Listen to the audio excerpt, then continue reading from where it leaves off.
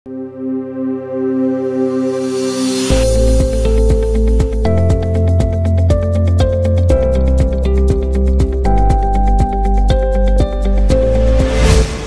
shalom, ini Awake Media Power ya Prophet of Jesus Joshua. Mushobora kudukurikirana kuma channel yacu ya YouTube na Facebook. Kuri Facebook ni Prophet of Jesus Joshua, kuri YouTube ni Joshua Prophet of Jesus. Nkuko mubibona kandi tubimenyereye, umuvyeyi wacu ama agendera ahatandukanye yigisha avuga ijambo ry'Imana kuko nico yahamagariwe.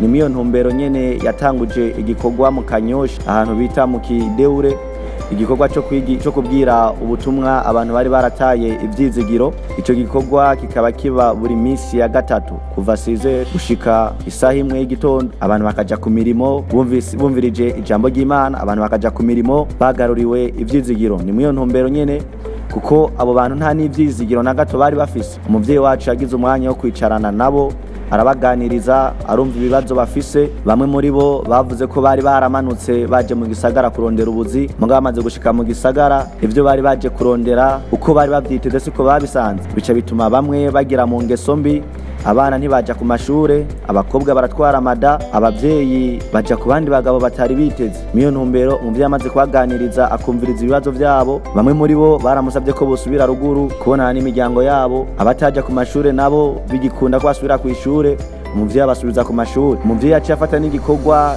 cyo kuza aratanga agashimwe ku mwana avuye wa mbere kugira yankuraje abandi bana, abatera intege abana bo muri ako gace. Abari barasavye ko bosubira ruguru, umuvyeyi yaciye ategura umwanya arabarihira amatike, abakeneye kuduga baraduga, abari barasavye imitahe kugira batangure biyungunganye arabaha imitahe. Hari mu iyo ntumbero nyene umuvyeyi cace kiba igikorwa cagutse cyane kuko ico gikorwa caciye caguka, benshi baraza, abakeneye kuduga akabireba bakaduga, abakeneye imitahe akabaha imitahe bakaduga, abakeneye imitahe akabaha imitahe bagacuruza. Bama bayibona abakurikirana kuri Facebook na YouTube, bama bayibonye ko kenshi umuvyeyi abikora. Ni muri iyo ntumbero nyene n'ukeneye kuduga, umuvyeyi aramuherekeza akamushikana kuri kotebu, akamuriza imodoka, akamurungika ruguru. Turamaze kumva inaye za benshi abashitse ruguru barashimira umuvyeyi, bagashimira Imana yiwe. Ruguru ubuzima bwarahindutse, benshi ubuzima bwarafashe intumbero. Ni kuri uwo mugambi nyene mubona turi kumwe n'umumama mwiza ngaha. Uyu mumama nawe ni mukanya agira dugi Muyinga, yari yarabwiye umuvyeyi wacu kakeneye gusubira muhira.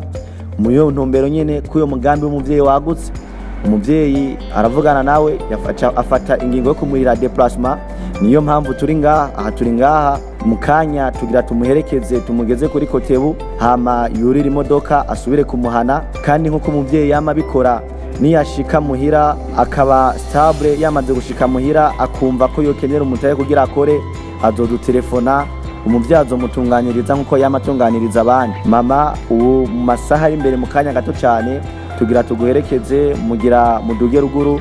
Mumaze kuvugana n'umuvyeyi wacu mukumva ko mwosubira muhira, umuvyeyi amaze kubibemerera, mwavyakiriye gute? Cyane navyakiriye neza, Imana izibahezagire, muze mwame mufasha n'abandi. Ego umuvyeyi avuze ko yavyakiriye neza, kandi akavuga ngo asaba umuvyeyi ati uyo mutima umuvyeyi yagize kuri we ko yokwama awukorera abandi. Uyu munsi rero nkuko mubibonye, umuvyeyi yandukanye itike y'uyu mumama.